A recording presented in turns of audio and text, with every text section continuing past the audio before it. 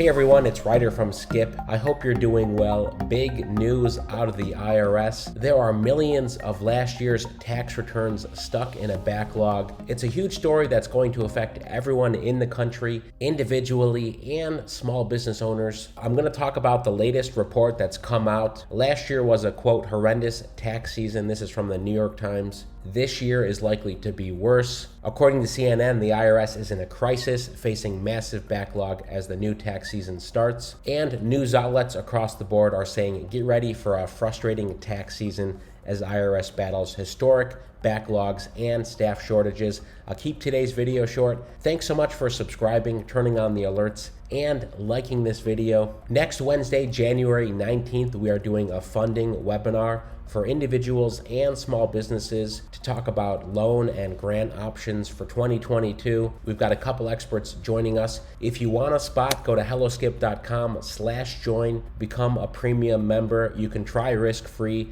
and you can join us on the webinar next week. Or if you want funding help, go to that link. So the Taxpayer Advocate Service is the consumer watchdog for the IRS. Every year, they're required to submit a report to identify the 10 most serious problems encountered by taxpayers and make administrative and legislative recommendations to mitigate these problems. Their latest report is out, basically saying, yes, 2021 was terrible in terms of taxpayer delays. Many of you who have applied for EIDL loans and increases have seen this firsthand. The bottleneck has not been with the SBA, but with the IRS getting amended tax returns. And in a minute, I'll tell you why this is happening. According to the Taxpayer Advocate, the IRS deserves some credit for playing the hand it was dealt. One irony of the past year is that despite its challenges, the IRS performed well under the circumstances. The imbalance between the IRS's workload and its resources has never been greater. Here's one of the main reasons there's such a major backlog, and it's probably only going to get worse. This shows the IRS workloads increase while inflation-adjusted budgets decline.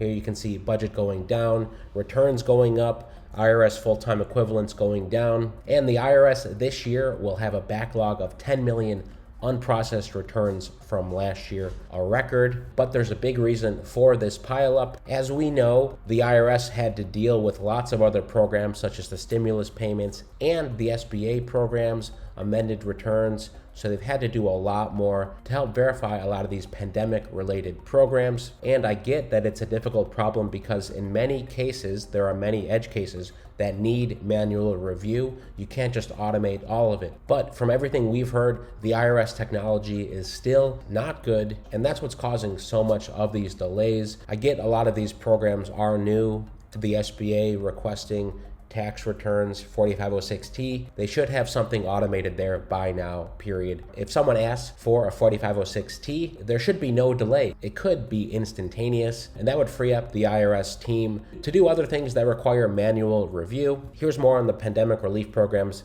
that was part of the new IRS workload. Congress gave the IRS the job of delivering 3 rounds of economic impact payments, the stimulus checks, as well as the monthly enhanced child care tax credits.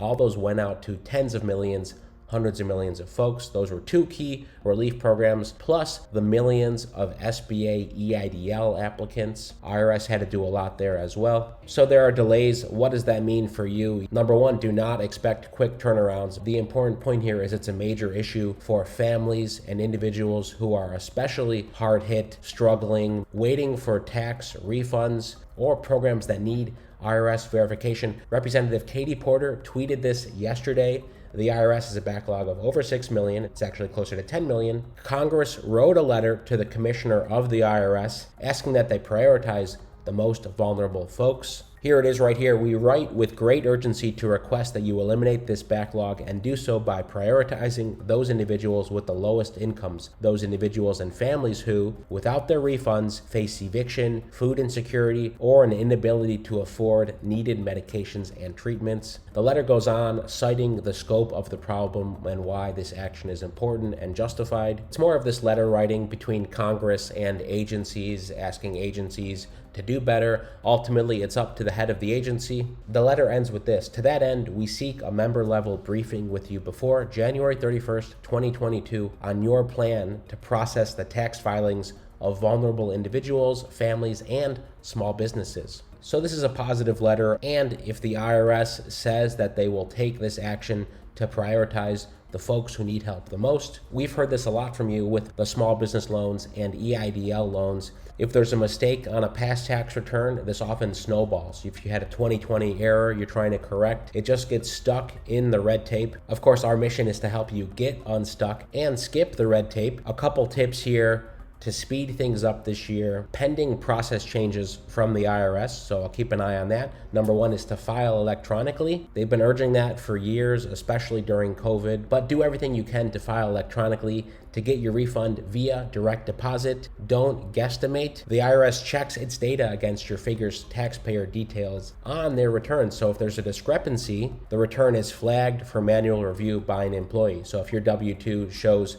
$60,000 and you report $58,000, there's going to be a flag that delays it for manual review. And that's the problem. Once that happens, it's likely your tax return will face a delay of weeks or even months. Like anything, the main problem is, same with the EIDL loans. If you do not pass the automated checks and you get put off to manual review, things are going to take longer and be frustrating for you. Another point is to save IRS letters about the stimulus or child care tax credits. I'd love to hear in the comments, are you expecting a tax refund this year? Are you still waiting for your returns to be processed from 2021? Is it affecting you when you're trying to get business loans such as the EIDL loan? Drop it in the comments. Thanks so much for watching this quick video. I'll keep you updated on the IRS quote crisis, what policy changes they may make in the next few weeks to try to prioritize the most vulnerable individuals. If you want funding help for yourself or your small business, click the link in the description or go to helloskip.com/join.